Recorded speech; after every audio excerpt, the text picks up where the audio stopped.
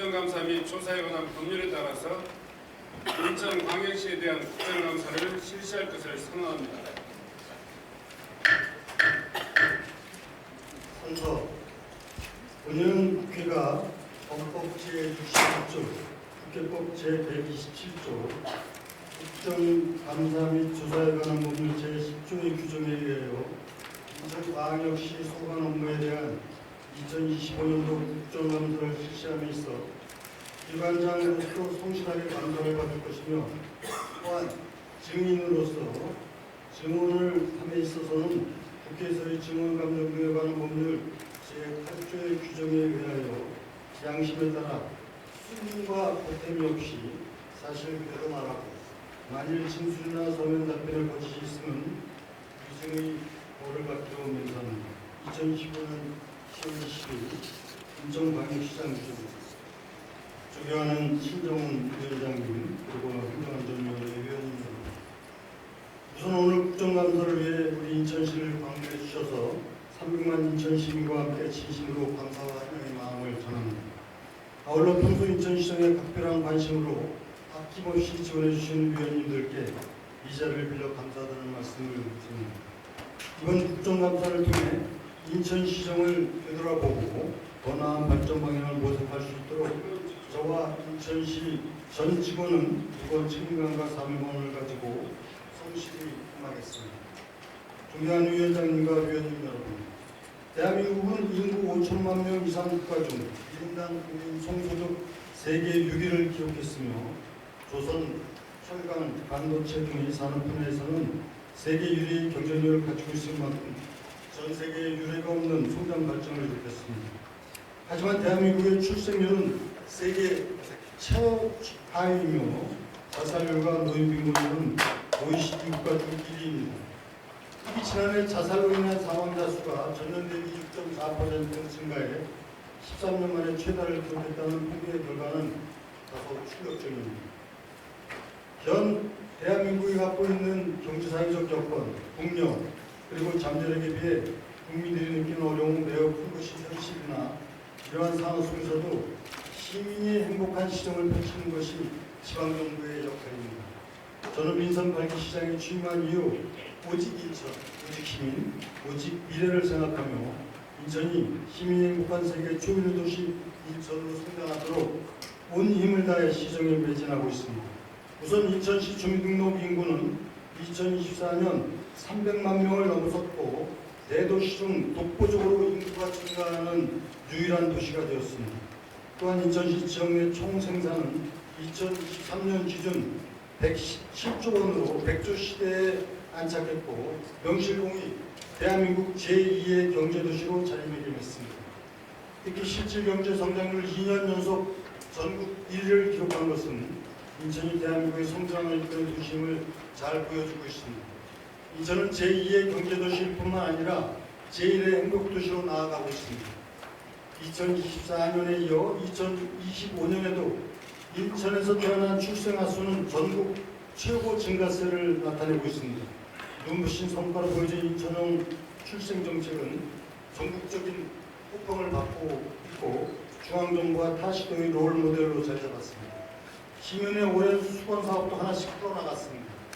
300만 시민의 오랜 염원이었던 인천고등법원의 설치가 확정되어 2018년 3월 정식 개원합니다.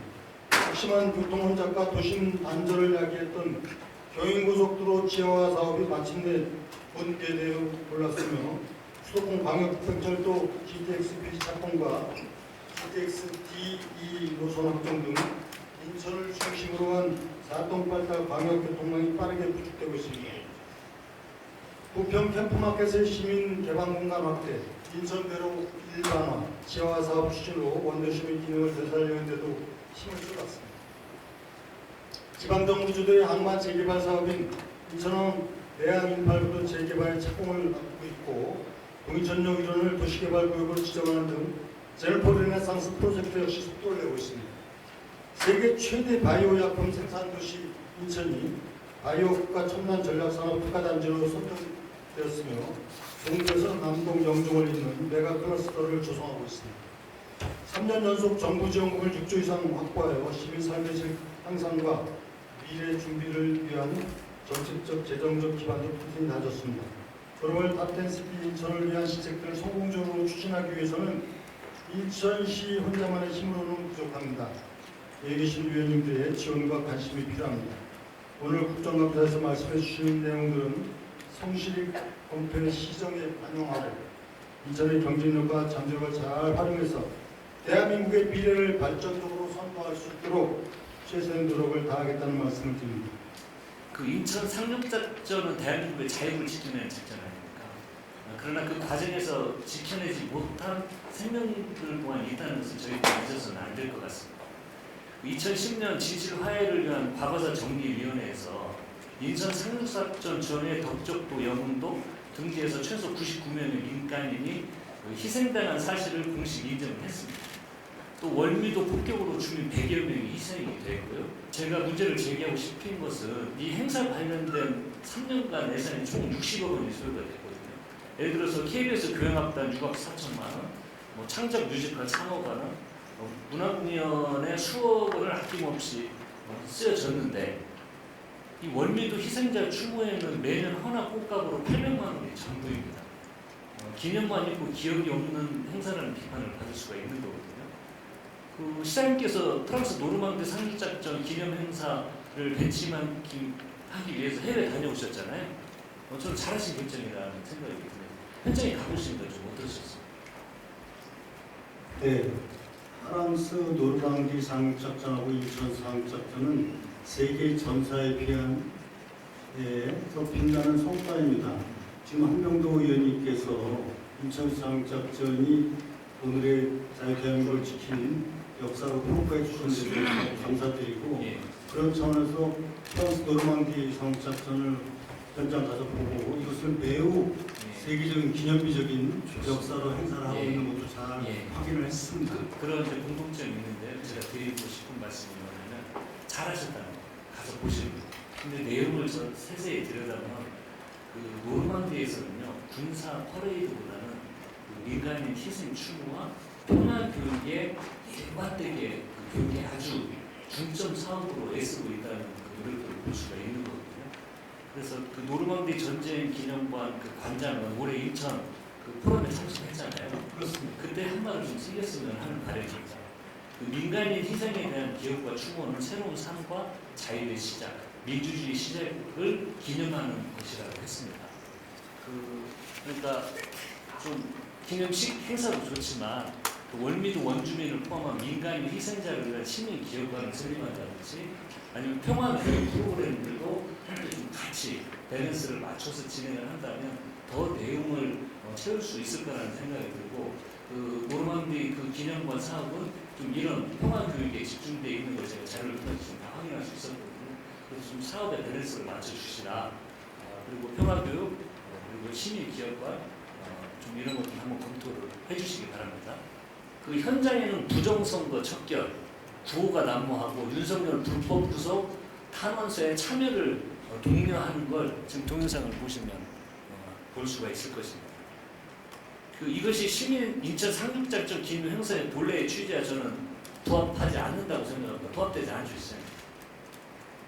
저 막 지금 현장에서 막 부정선거 척결 구호 난무하고 윤석열 불법 구속 탄원서를 우리 이 신성한 상륙작전 기념 회사에 여기에서 막 하는 게 좀 더 어렵다고 보십니까? 우선은 저 사항은 제가 전혀 좀 아는 바가 없는데요. 네. 시에서 이런 행사를 기획하거나 당연하죠. 관여한 바도 그런데 그 행사 주변에 이걸 활용해서 한다는 거 네. 관심을 가지셔야죠. 그래서 근데 이거 상륙작전 기념 행사 본래 취지에 좀 맞지 않는다고 생각이 드는데 행사 협력단체가 문제예요. 우리 인천시 한 협력단체로 그 지정한 단체들을 보니까요. 인천 상륙작전 기념사업회, 한미메가더 기념사업회, 우리민족교류협회 등이 있는데요. 한미메가더 기념사업회는 부정선거 척결 집회 단체로 이름이 올라와 있는데 우리 시에 협력단체로 지정되어 있습니다. 그리고 그 단체가 이 행사에 와서 이런 집회를 하고 있다는 것은 이 걱정을 끼칠 수 있는 문제예요. 이걸 한번 확인하셔야 되고요. 그 인천 상륙작전은 승리의 역사이고 희생의 역사입니다. 국제 평화도시 인천이라는 이름이 진정한 의미를 갖기 위해서는 행정의 중립성과 시민의 신뢰를 받아야 되는데 이런 행사 자꾸 하면요 중립성과 신뢰가 깨질 수밖에 없는 거거든요. 갈등이 조장될 수밖에 없죠. 이 행사 자체가, 이 평화의 행사가. 그래서 시민의 다양한 모습을 좀 경청을 하시고 역사의 빛과 그늘이 함께 기획되는 리더십을 좀 보여주시길 기대합니다. 이거 관련해서 시장님 이 행사. 네. 한의원님 말씀 많은 부분에 대해서 공감합니다. 이런 희생을 우리가 기억하는 것이 최고의 보훈이라고 생각합니다. 그러기 위해서라도 인천상륙작전의 위대한 역사적인 진실을 널리 이해하는 것이 자유대한민국을 지키는 일이라고 하는 차원에서 국비가 투입되고 시비가 투입돼서 이 사업을 진행을 하고 있는 부분이다. 다만 아까 말씀드린 대로 영상이나 이런 부분은 제가 지금 처음 보는데 이런 부분에 대해서는 앞으로 좀 이런 부분이 있는지에 대해서 잘 살펴보도록 하겠고요. 그 다음에 각종 행사 협력단체 기념사업회는 또 나름대로 그 목적을 갖고 있는 것이 다른 거하고 연관돼서 제가 여기서 말씀드리기는 좀 어려움이 있는 것 같습니다. 어쨌든 한 의원이 말씀하신 인천상륙작전에 대한 이런 위대한 역사를 잘 살려나가야 된다는 말씀에 대해서 전적으로 감사하게 생각합니다. 민주당이 자꾸 내란 동조라고 하는 표현을 쓰는데 헌법 제90조에는 내란 관련해서 예비, 음모, 선동, 선전하는 경우가 죄가 있습니다만은 이건 내란에 직접 가담을 하면서 구체적인 활동이 있어야 하는 것이죠. 그런데 시장님 그 계엄 사전에 알고 있었습니까? 국회의원들도 제가 알기로는 한 분도 알지 못한 걸로 알고 전혀 있는데 몰랐죠? 예. 무슨 계엄을 알 수 있었겠습니까? 그렇다면 이게 어찌 내란 선동이라고 하는 건지 법리적으로 말 자체가 되지 않는다라고 생각합니다. 화면을 보면 그 시장님은 계엄 바로 다음날 아침에 12월 4일 오전 11시에 개인 SNS에 계엄 선포는 매우 유감이다라고 하는 입장문을 냈습니다. 또 국민의힘 시도지사협의회도 같은 시점에 깊은 유감을 표했습니다. 이런 입장을 낸 게 내란을 찬성하는 사람은 이런 입장을 낼 수가 없는 거 아니겠습니까? 그렇죠? 내란 얘기를 하는 것 자체가 전부 다 망당한 얘기입니다. 지금 문제는 청사를 폐쇄했다. 근데 무슨 그 자체가 전혀 사실이 아닙니다. 인천시는 청사를 폐쇄한 적이 없습니다. 민주당에서 자꾸 인천시가 청사 폐쇄했다, 뭐 비상대책에 의했다. 이것도 좀 제가 보기에 좀 짚고 넘어가야 될 것 같아요. 계엄이 발표된 12월 3일 22시 27분부터 4일 새벽 4시 30분 국무회의에서 계엄이 해제될 때까지 인천시가 청사 폐쇄하고 출입 통제한 적 있습니까? 청사를 폐쇄한 적이 전혀 없다는 말씀 다시 한번 드리고요. 이런 비상계엄이 선포되었는데 지역을 책임지고 있는 시장으로서 당연히 밤중이지만 나와서 민생과 지역 안정에 어떤 경우도 문제가 없도록 해야 된다 하는 지침을 내리는 것은 지극히 당연한 책임 아니겠습니까?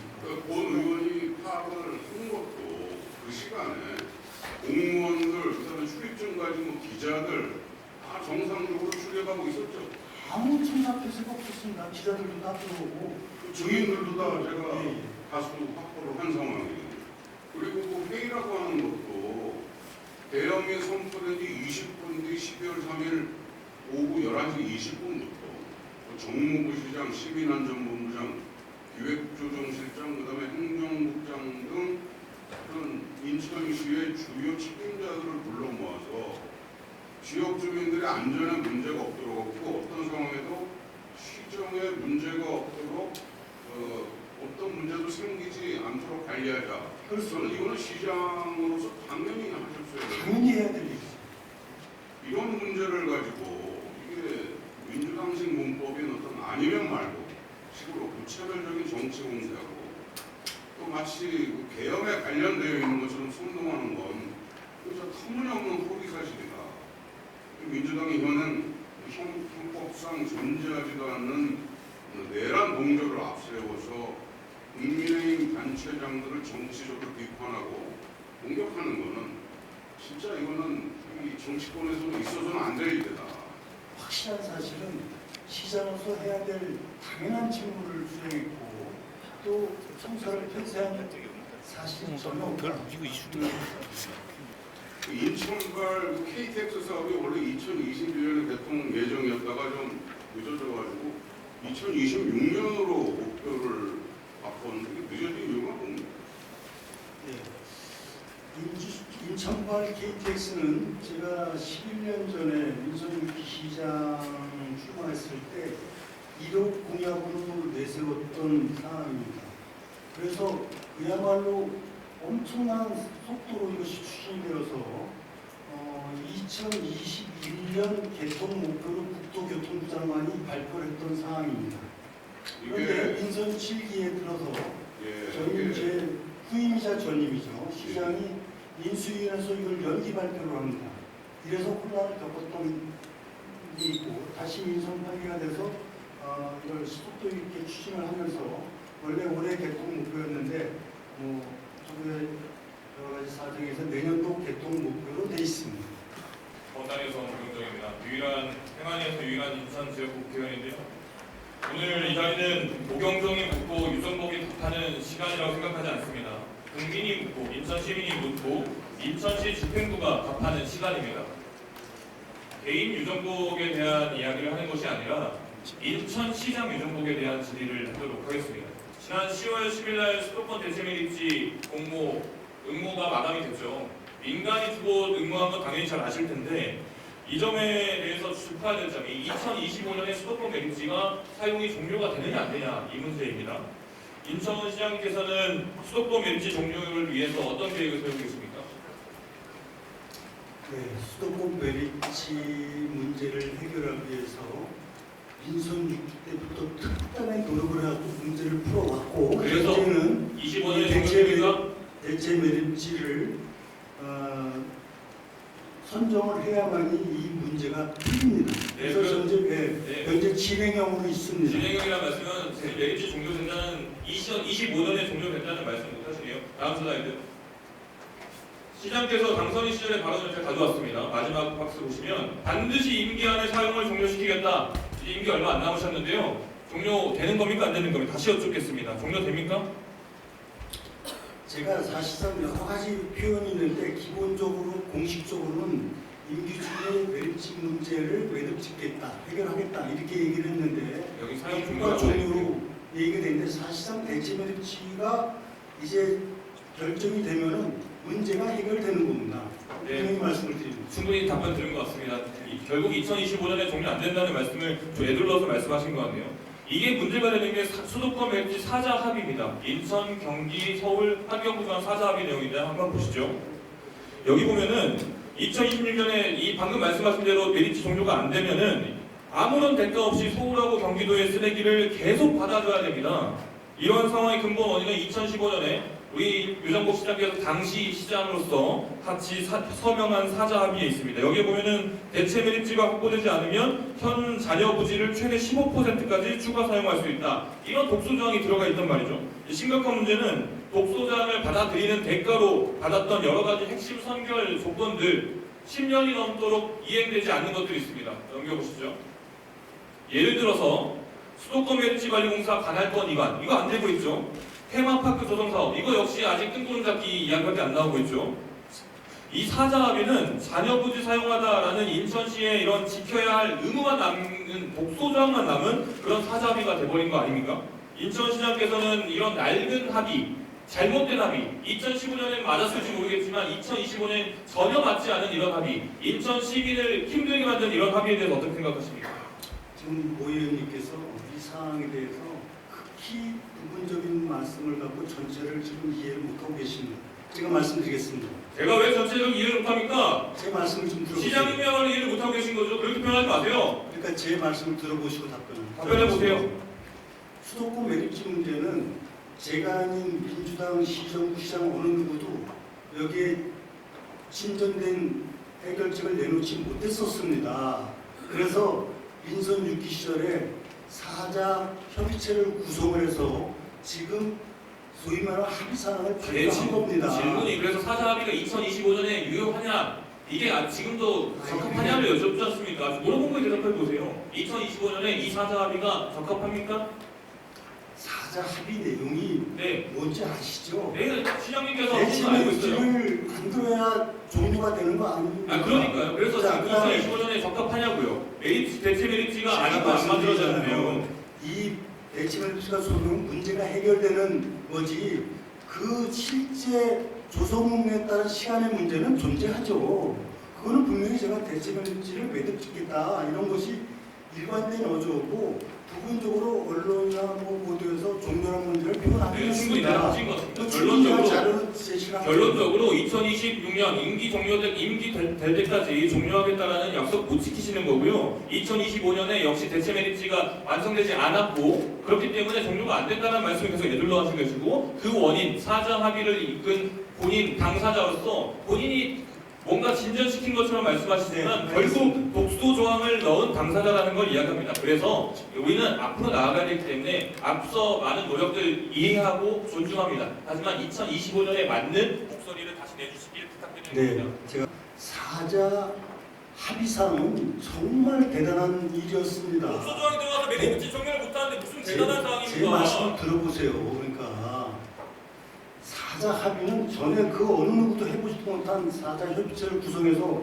대체 메리트를 조성하도록 하고 지금 지금 수도권 메리트 약 1,600만 제곱미터를 인천시로 이양하도록 하고 이양이 됐습니까? 예, 660만 제곱미터가 왔습니다. 아니 그거는 기본적인 거고 아니 기본적인 게 아니라 그런 내용이 전에 어떤 경우도 해본 적이 없다니까요. 인천시가 어떻게 기본적인 겁니까? 그런 내용을 해볼 시장이 있었습니까? 쓰레기를 이고 사는 사람들 자, 입장을 생각하셔야죠. 생각하셔야죠. 아니 지금 사실관계를 좀 알고 얘기를 하셔야죠. 660만 제곱미터가 인천시로 이미 왔고 대체 메리트 공사를 인천시 이관하도록 했는데 이거야말로 민주당에서 반대를 갖고 안 된 거 아닙니까? 무슨 반대를 해서 안 됩니까? 2025년에 대답을 해보시라니까요. 자, 내란 문제에 대한 현재 입장을 좀 짧게 여쭤볼까 하는데요. 강성호 대변인이 그 당시에 대응 다음날 오후 6시에 지금 언론이 유정복 시장이 야당의 폭거에 대한 조치다라는 점만 악의적으로 발췌해서 말을 했지만 계엄의 반대 입장을 명확히 표명했다라고 입장문을 냈던 걸로 알고 있습니다. 시장님, 그 12.3 계엄에 반대한다, 잘못되었다 이 입장에 변함이 없으시죠? 제가 작년 12월 3일 저녁에 계엄이 선포되고 긴급 간부회의를 통해서 시민 안전에 문제가 없도록 조치를 하고 그리고 시청상태 제한 적이 없고 다음날 이렇게 발표를 합니다. 이건 대단히 유감스러운 일이고 또 대통령은 사과해야 되고 이렇게 발표를 했습니다.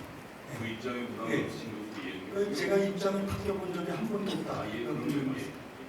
12.3 내란의 원인이 야당의 폭거에 대한 조치다라는 입장은 또 변함이 없으신지가 궁금합니다.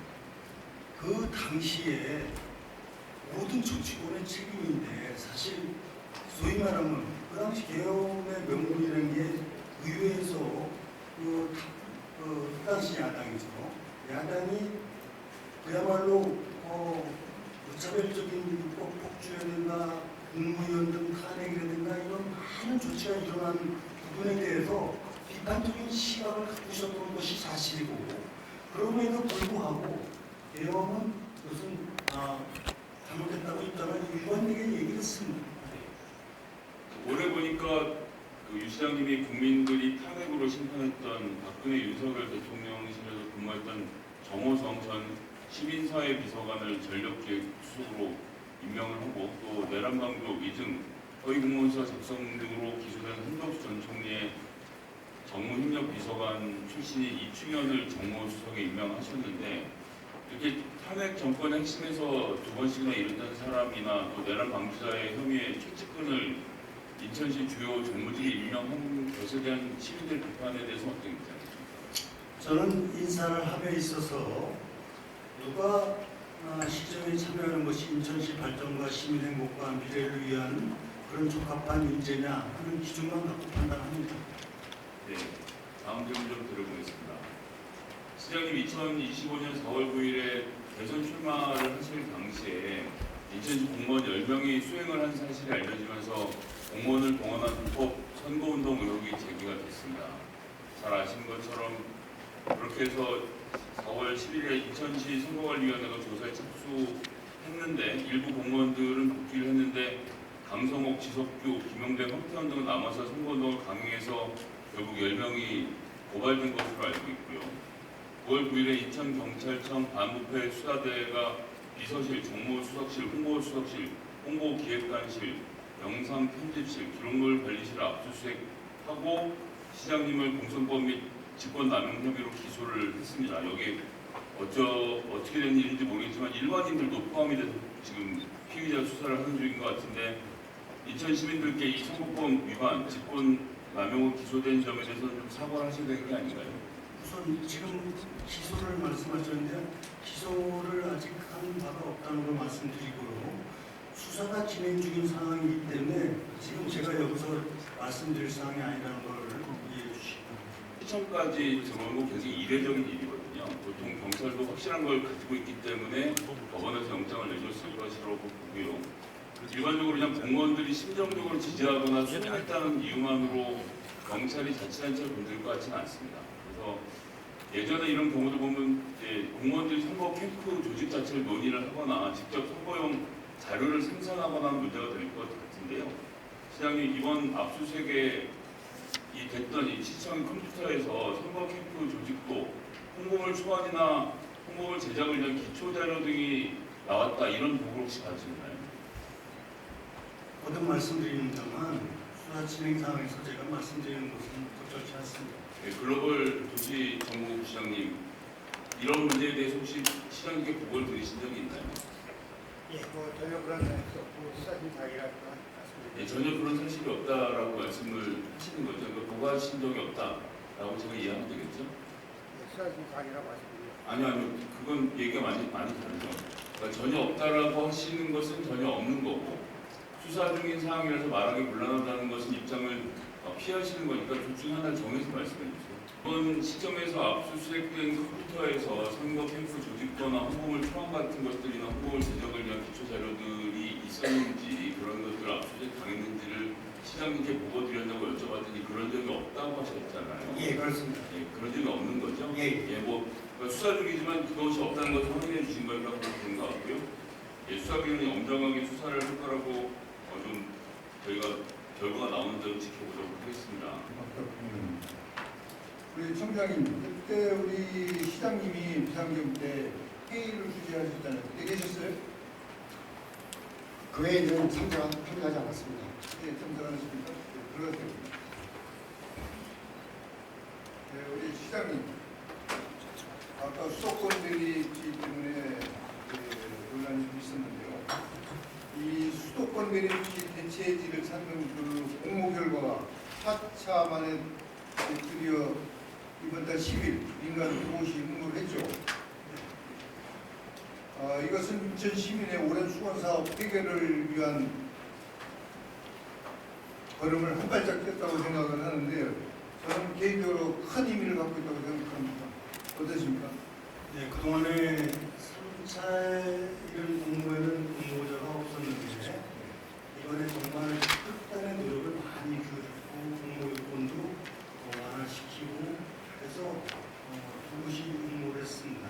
다만 이 후속 절차를 잘 현실적으로 잘 성과를 내기 위해서 이 혼란이라든가 이런 부분이 없도록 하기 위해서 향후에 최종 후보가 선정되기 때까지는 비공개로 한다 이 원칙을 정했습니다. 네, 하여간 이 4차 공모를 해서 지금 인천 시민들이 상당히 좀 잘 해결될 것이다 이렇게 생각을 하기 때문에 잘 해결될 수 있도록 노력해 주십사는 그렇게 말씀을 드리겠습니다. 네, 대선 당시에 우리 이재명 대통령도 현 수도권 메리트 종료를 공약으로 이렇게 내세웠기 때문에 대체지 조성까지 인천시 발전과 인천 시민을 위해 정부와 여당이 결국 도와주실 거라고 믿고 계시죠? 그렇게 하기를 기대합니다. 앞으로 사업을 속도감 있게 추진하기 위해서는 시장님 어떤 것이 필요하다고 생각하십니까? 우선 저 화면을 찍을 때 말씀드리지만 이 문제를 가장 핵심적으로 보여주는 사람이 있다고요. 제 전임 시장 때, 제 후임 시장 때 환경장 여성이 가장 이 상황을 잘 알지 않습니까? 유정국 기장이 정말 하기 어려운 일을 한 엄청난 일을 해놨다. 근데 그 후임이 이걸 잘못했다. 이것이 여성이 기자회견을 한 당신 선언이었습니다.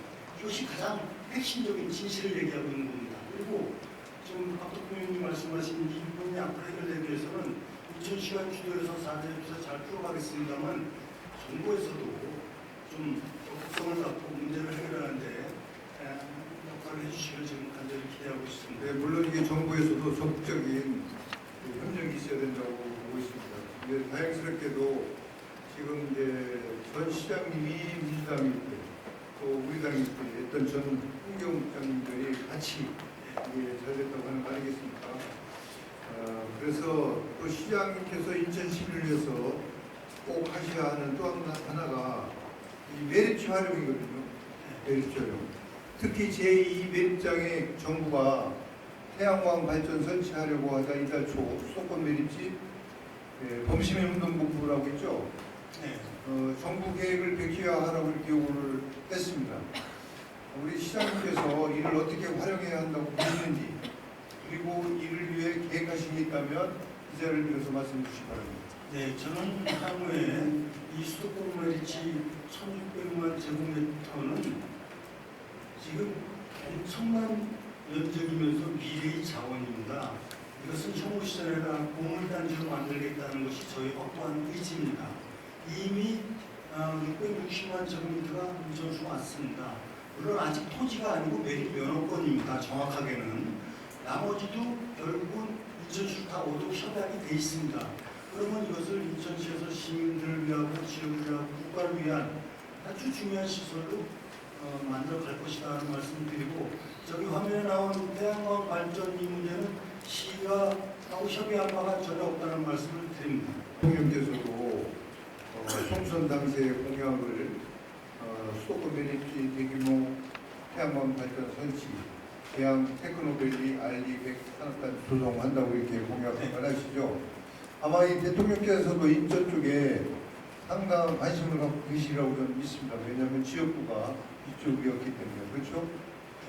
그래서 우리 시장님이 또 할 역할은 계엄도 잘못됐다고 하셨고, 다 이 부분에 대해서는 계엄하고는 저는 무관하다고 저는 보고 있고, 이런 것을 활용을 해서 대통령께 좀 잘 말씀드려서 우리 수도권 메리츠가 정상적으로 잘 해결될 수 있도록 그런 도움을 좀 얻어주시면 좋겠다 이렇게 생각을 합니다. 네, 제가 대통령께도 건의하겠습니다. 예, 그게 꼭 필요할 것 같습니다. 그리고 우리 또 무경용 의원님이 앞에 계신데 R2 산단 조성을 통한 기업 주시기가 목표라고 하셨는데 같이 좀 협조를 잘하면 큰 도움이 될 거라고 저는 보고 있습니다. 이번에 응모자가 나오면서 드디어 대체 메리츠 선정을 할 수 있을 것 같은데, 이것은 우리 유정국 시장님의 큰 책임입니다. 큰 건물단지라고 얘기하시잖아요. 그 건물단지를 꼭 만들어주시기 바라겠습니다. 네, 하여튼 뭐 저는 이 문제도 인천의 중요한 현안 중에 하나이기 때문에 정말 좋은 결실을 맺도록 앞으로도 충실한 노력을 다하겠습니다. 그 시장님, 송도 국제도시 R2 지구 개발 사업 네, 2023년에 백지화되고 올해도 백지화됐죠? 네, 지금 추진 중인 사업입니다.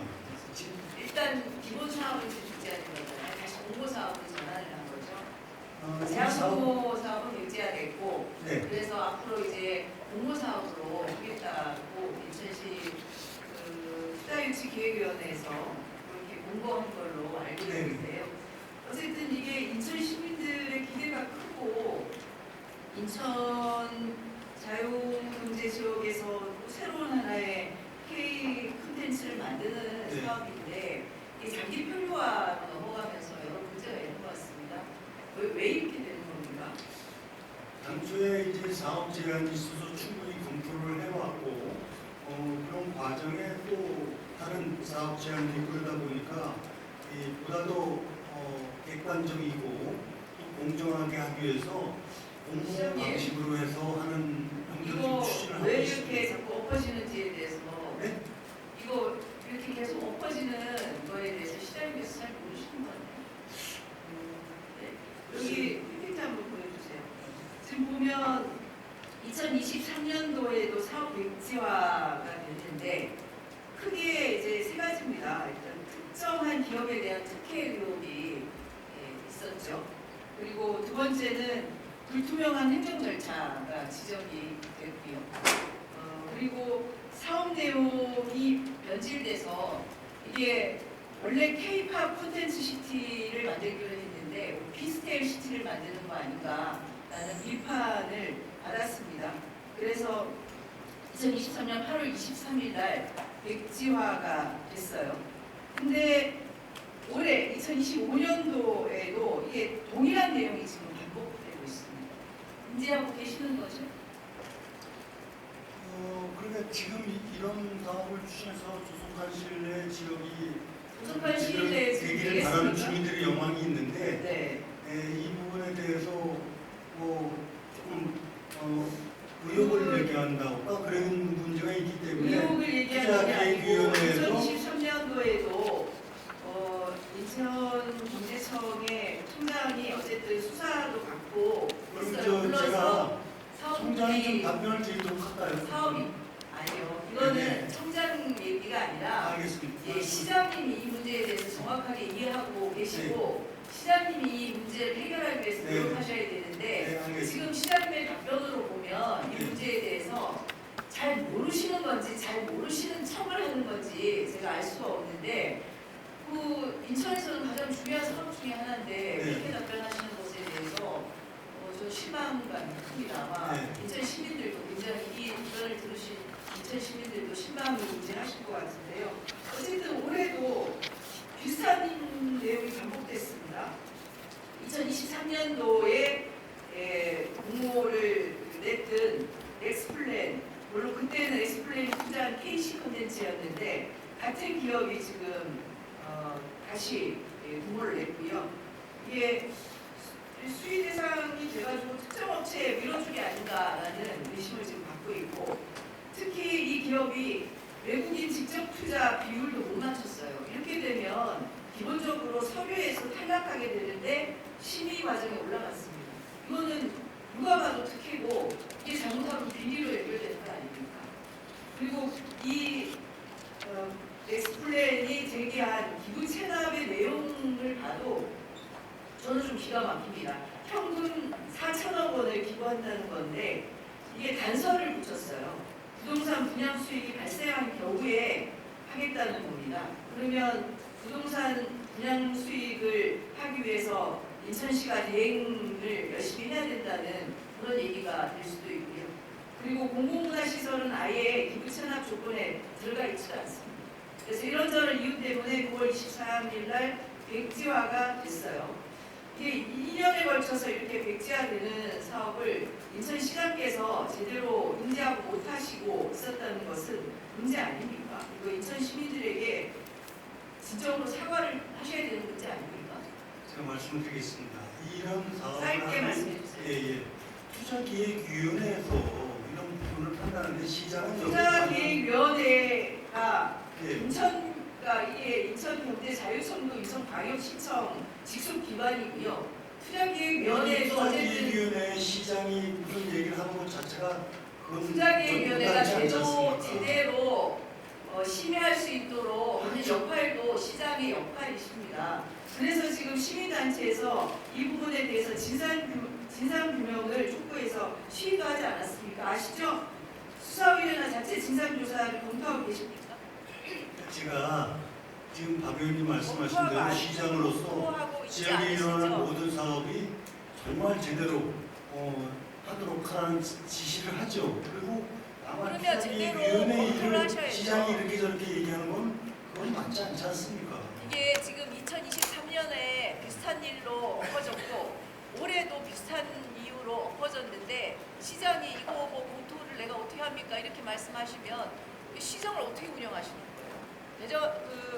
인천 시민들은 시장님을 믿고 어떻게 대형 프로젝트, 특히 인천은 자유경제구역으로 특화돼서 지금 발전하고 있는데 그 부분에 대해서 이종복 시장님은 어떻게 믿고 그 일을 할 수 있겠나요? 네, 외세계 복날, 국민의 복날을 위해서 정치하는 김종필 시장 정치생 시장님, 보니까 시장님 경력을 보니까 굉장히 독보적인 경륜과 발록의 시장이신 것 같아요. 예, 김포시장 재선하시고 국회의원 선출하시고 장관도 하시고 인천시장 재선입니다. 대통령만 하시면 되겠네요. 그렇죠? 그래서 대선에 출마하셨습니다. 지난번에. 그런데 대선 출마 과정에서 공무원을 동원해서 지금 현재 공직선거법 위반으로 수사받고 계시죠? 답변해주세요. 네, 수사가 진행되는 네, 다음 PPT 보여주세요. 네, 전 강성욱 대변인입니다. 공무원 신분이었고요.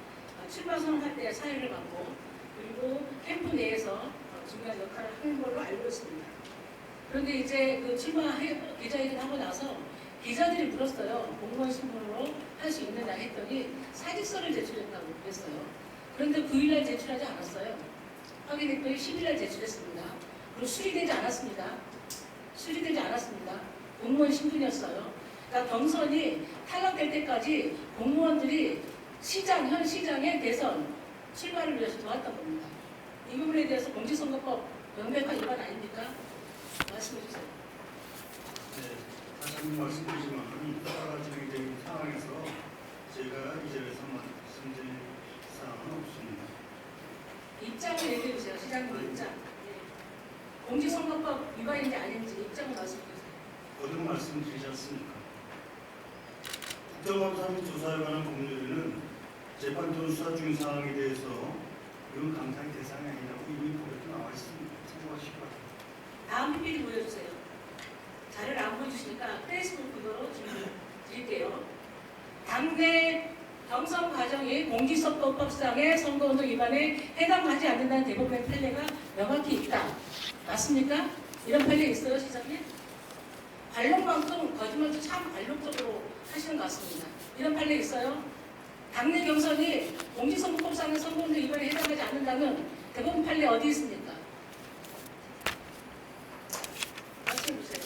지금 제가 이 상황에 대해서는 아니죠. 그 수사건이 아니고요. 이 페이스북 시장님 올리신 페이스북 그에 대해서 얘기하는 거예요. 그러니까 이런 식으로 거짓말하면서 국민을 호도하지 마세요. 대법원 판례 어디가 있어서 이 얘기를 하신 겁니까, 시장님? 말씀해보세요. 없죠? 다 찾아봤는데 없어요. 근데 왜 이렇게 거짓말 하십니까? 인천을 대표하는 시장께서 관록이란 책임을 지셔야 되는 거예요. 거짓말하는 거 없습니다. 그럼 대법원 판례 말씀해 주시죠. 어떤 판례 판례가 말씀해 주시죠? 있는데 그 후 아니 말씀해 개정될 주시죠. 거라는 얘기를 전문직 관계자들 계세요? 어떤 판례가 있습니까? 시장님 모르시니까 지금 도와주세요. 어떤 판례 있습니까? 대법원 판례? 없어요. 저희들이 다 찾아봤지만 없거든요. 그런데 이렇게 거짓말하시면 안 돼요. 다음 PPT 보여주세요. 그리고 헌법재판소에서도 2021년 8월 분명히 항시를 했습니다. 공무원의 당내 경선 운동 금지는 합법. 이런 말들이 다 나와 있어요. 그런데 요즘에 어떤 세상입니까? 조금만 자기들 지금 다 나오는데 이런 거짓말들을 버젓이 현 시장이 페이스북을 통해서 우리 거짓말을 합니까? 잘못하신 거죠? 말씀해주세요. 그러니까 지금 입법이냐 부당하냐의 문제는 지금 여기서 나중에 윤석열에 대한 입장에 대해서 자기는 한 번도 바뀐 적이 없다. 잘못했다고 생각했다 말씀하셨죠? 윤석열에 대해 배후 선포에 대해서요. 그게 잘못됐다고 생각한다고 했죠? 아까 말씀하셨잖아요. 네. 그런데 입장이 계속 바뀌어요. 예? 12월 4일 물론 입장을 냈습니다. 국민께 사과하고 해야 된다. 윤석열 대통령 사과해야 된다. 시도지사 협의회, 국민의힘 소속 시도지사 협의회 입장으로. 그런데 12월 6일 날은 대통령의 탄핵망은 피해야 된다. 윤석열 대통령 세금 총리가 있고 그 사람 거꾸로 구성하고 의선으로 물러나야 된다. 그리고 이런 말씀을 하셨어요. 그 다음에 12월 12일 날 윤석열 대통령의 잘못 때문이고 그 처리합니다. 이렇게 합니다. 그런데 16일 날 입장 면허가 있어요. 정상적 국정운행 불가능했던 것은 국회에서 탄핵을 일삼아왔던 무소불위 민주당과 당대표 일을 위한 계속된 의혹 폭주 사태 때문이었다. 이제부터 야당 심판의 시간이다. 야당을 심판해야 되는 것입니다. 1월 5일 내란죄에 대한 공수처 내란죄에 대한 수사권이었고 따라서 공수처의 대통령 내란죄에 대한 체포영장은 즉각 중지해야 된다. 기억나시죠? 더불어민주당은 최근 대통령 탄핵소추 이유 중 헌법상 내란죄를 제외하기로 하였던 바 탄핵소추 사유의 중간 변경에 해당하는 것으로 국회의 재의결 절차를 밟아야 된다. 탄핵소추안을 의결한 게 틀렸다. 다시 재의결해야 된다고 입장을 냅니다. 3월 9일에는 더 가관입니다. 아예 부정을 합니다. 법원은 관련 소추의 공소 기각을 검토하고 헌법재판소에 탄핵 심판의 재결용 또는 각하를 요구한다. 입장이 이렇게 바뀌어 왔어요. 최종 입장 공식적으로 낸 게 탄핵 각하 요구입니다. 이거에 대해서 어떻게 말씀하실 거예요? 저희 기본적인 잘못했다고 얘기하고 입장 변화가 있었으면 솔직하게 얘기하면 될 것을 바로 확인이 가능한 거를 그 입장 변화부터 현장에서 얘기를 하니까 제가 질문을 다시 드리는 겁니다. 그러니까 사실관계를 말씀을 드리겠습니다. 네. 제가 계엄이 선포되고 바로 다음날 이것은 잘못됐다고 얘기했고 대통령 사과해야 되고 아직 중립적 내각을 구성해서라도 수습을 해야 된다 하는 입장을 갖고 있었습니다. 그리고 그 당시 국민의힘 시도지사협의회 회장으로서 시도지사들의 의견을 모아서 발표한 게 있습니다. 그건 제 개인의 의견으로 할 수가 없지 않습니까? 좀 말씀을 좀 들어보세요. 들어가 있지 않습니까?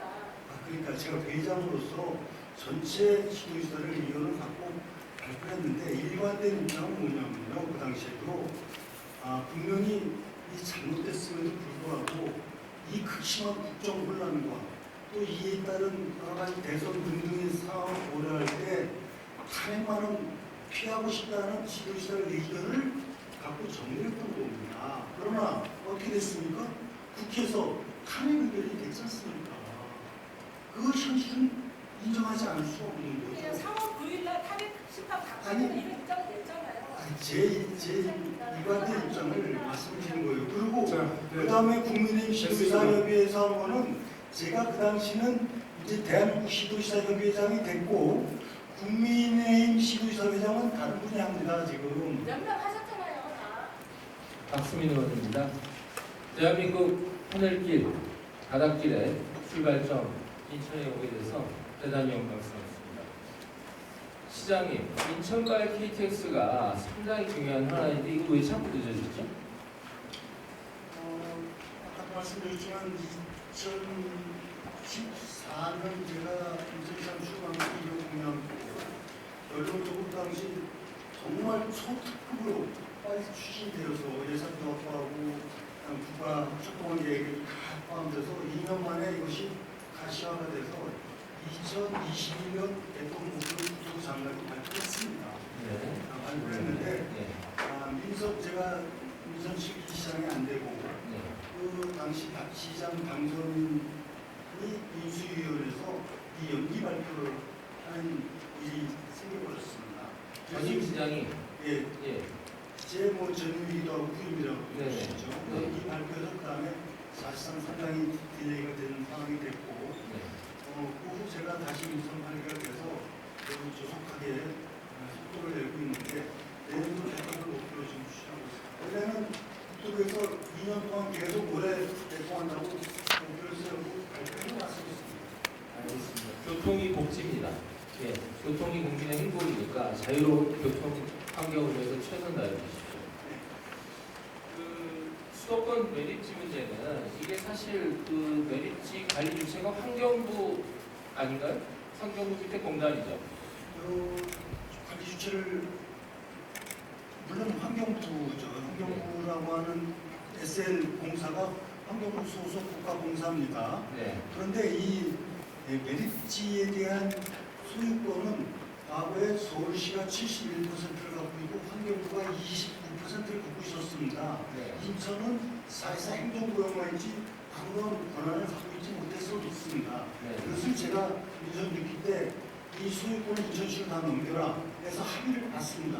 네. 그래갖고 43%가 이미 인천시로 왔습니다. 네. 그리고 또 SL공사도 인천시 이관하는 걸 합의를 했습니다. 네. 이 또한 사실상 당시 민당 이 지역 정치인들이 반대를 하고 또 그런 것도 이렇게 되니까 이게 SL공사가 오지 못하고 있는 것은 참으로 유감입니다. 그건 정말 유감입니다. SL공사가 와야 네. SL공사가 갖고 있는 자산만 해도 5천억이 넘습니다. 네. 네. 그렇게 그거보다도 자산 못지않게 멸치 정책을 인천시가 주도적으로 해결해 나갈 수 있는 거 아니겠습니까? 네. 당연히 와야 되는 것이죠. 알겠습니다. 이 요약하면 그 인천시 입장에서 무기력한 상태였다가 사자 합의 통해서 파국을 막고 돌파구를 찾아가고 계신 중이고 그 핵심 요체는 환경부 사자 중에 지금 환경부가 그 SL공사를 인천시로 주도권을 더 넘겨야 된다. 이렇게 요약되는데 맞나요? SL공사 자체를 환경부 소속에서 인천시로 이관을 하는 거죠. 그것이 되고. 알겠습니다. 그리고 이재명 대통령 당시 후보께서도 이 인천 메리트 시대를 끝내고 행복 시대를 열겠다 이런 공약하신 바가 있죠. 그렇게 알고 있습니다. 네, 그러면 지금 환경부 지휘하는 대통령께서 이 수도권 인구의 절반이 있는 그러니까 대한민국 인구의 절반이 수도권에 있고 대한민국 인구 절반이 관여된 사안 아닙니까 이거? 네. 그리고 지금 환경부가 거기에 핵심 키를 가지고 있고 또 인천시장님께서 좀 노력은 하시지만 일단 대통령께 좀 얘기를 좀 더 강하게 하세요 시장님. 네. 근데 대통령이 제가 보니까 최근에 인천시에 2번 오셨는데 시장님 안 만나고 가신 것 같더라고요. 그 시에 연락 온 바가 없는 걸로 알고 있습니다. 예, 그때 찾아가셔야 될 것 같아요. 언제 오는지 모르겠는데 찾아갑니다. 알겠습니다. 대통령의 관심을 좀 지속 촉구해 주십시오. 이게 대한민국의 절반권인데. 그리고 인천이 역사적으로 지금 중요하고 대한민국의 그 제2도시라 했지만 동시에 또 좀 부활해야 되는 상황이기도 해요. 그렇죠? 예. 여기에서는 내항 개발과 또 경인 철도, 고속도로 지하 이런 게 중요하다고 생각하는데 지금 현재 진도 어떻습니까? 네, 아주 중요한 말씀을 해주셨습니다. 내양 개발을 통해서 원도심을 활성화시켜야 되고 또 경인전철을 지화하는 것이 아주 중요한 방향입니다. 경인고속도로 지하화는 확정이 됐습니다. 네, 확정됐고. 네, 경인전철 지하를 지금 추진을 하는데 아직 결정까지는 안 됐습니다. 네. 이 가지가 되면은 인천 원도심이 획기적으로 활성화되는 기회가 될 것으로 생각하고 정부하고 지금 적극적으로 협의 노력을 하고 있습니다. 알겠습니다. 지금 중앙 정치가 상당히 혼란스럽고 혼탁합니다. 이럴 때일수록 지자체장이 중심을 잡아야 주민들의 행복이 살아납니다. 그래서 저는 인상적으로 본 게 행복도시를 내세우신 게 상당히 인상적이에요. 그리고 그 구호만 하신 게 아니라 실제 저출산 이런 데 집중하셔가지고 실적을 좀 내셨어요. 네, 그래서 그게 이제 전국적인 지금 벤치마크까지 되고 있는데 맺어주고 이어주고 집도 드리고 1억도 드리고 그 성과에 대해서 핵심적으로 한 10초 정도만 느끼신 거 한 번만 얘기해 주십시오. 20초. 네, 인천의 저출생 극복 정책은 대한민국의 출생아 수를 증가시키는 결정적인 역할을 하고 있습니다. 네. 결론적으로 I+1억 드림부터 차비드림, 시드림, 이어지는 매더드림, 길러드림 6종 세트로 인해서 인천의 출생아 수 증가율이 지난해 전년 대비 11.6%가 늘어났고 올해는 또한 12.1%가 늘어나서 압도적으로 1위를 하고 있습니다. 대한민국의 문제를 해결해 나가고 있다는 것은 모두가 인정을 하고 있습니다. 그래서 인천이 인구 문제를 잡고 또 2년 연속 경제성장률 1위 도시가 되어서 저 앞에도 써놨습니다만 대한민국 출생아 증가, 경제성장 이 1위를 하고 있는 도시라고 하는 것입니다. 알겠습니다. 지금 불행한 개혁이라는 선택을 했던 윤석열 대통령과 그 핵심 관련자들은 이미 다 구속이 되고 심판을 받고 있고 지금은 이재명 대통령이 탄생한 지 넉 달이 지났습니다. 그럼에도 불구하고 정치적 공세와 몰입 이런 것이 혼탁해서 국민들이 상당한 피로감과 더 중요한 것은 거기서 시선이 분산돼요.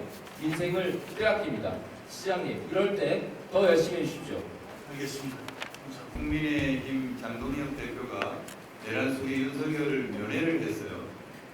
면회를 하면서 뭐라고 또 페이스북에 글을 올렸던데 성경 말씀과 기도로 단단히 무장하고 계셨습니다. 우리도 하나로 뭉쳐 싸웁시다.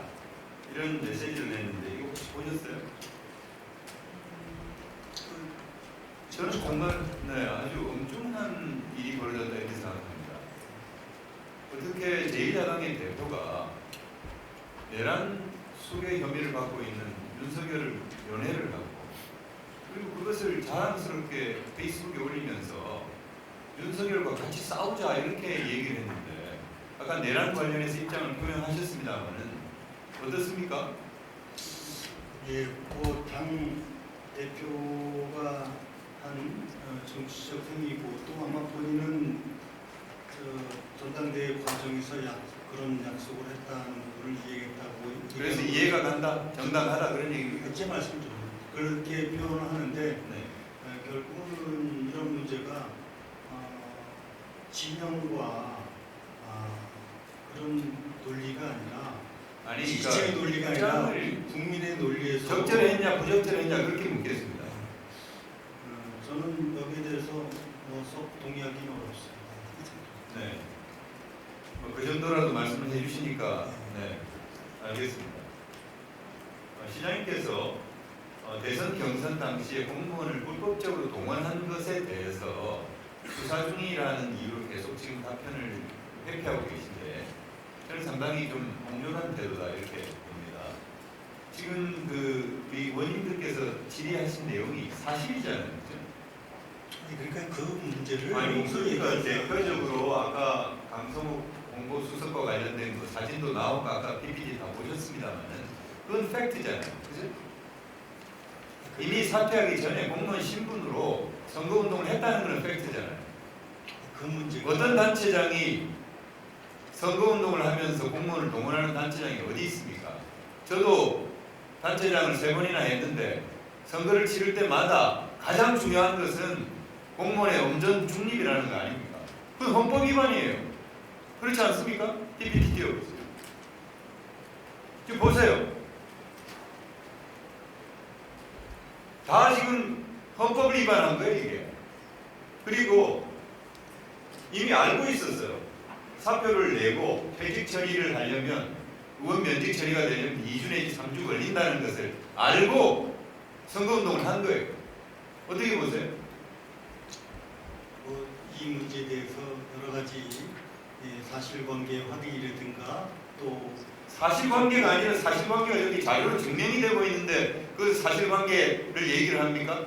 그러나 이것을 법적으로 다룰 때는 또 다른 측면이 있기 때문에 법적인 문제를 제가 얘기하는 게 아니잖아요. 여기가 법정입니까? 그렇기 때문에 시장님의 정치적 판단 그리고 인천 시민에 대한 도의적인 시장으로서의 책임 이런 것을 묻고 있는 거예요. 그럼 수사 진행 중이니까 아무 말도 할 수 없다. 시장님이 우리 시민들이 시장님 어떻게 믿겠어요? 네?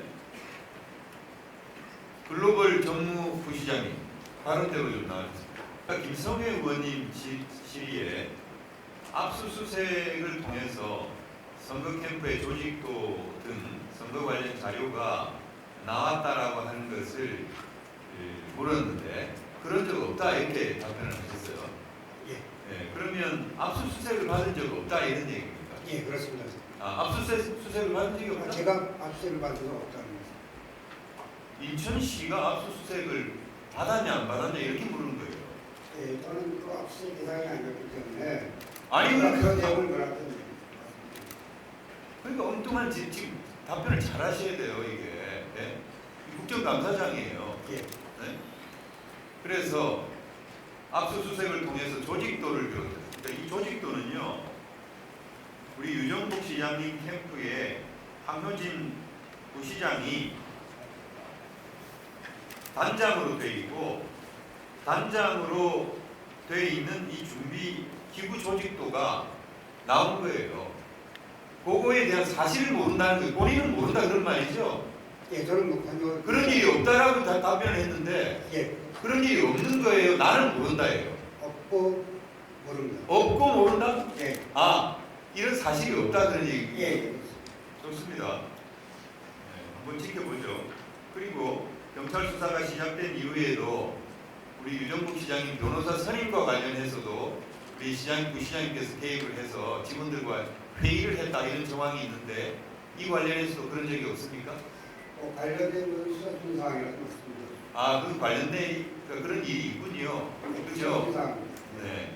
그리고 선거에 개입할 때에도 역시 우리 부시장님을 정점으로 해서 이런 임기직 공무원들이 모여서 회의를 한 적이 있죠.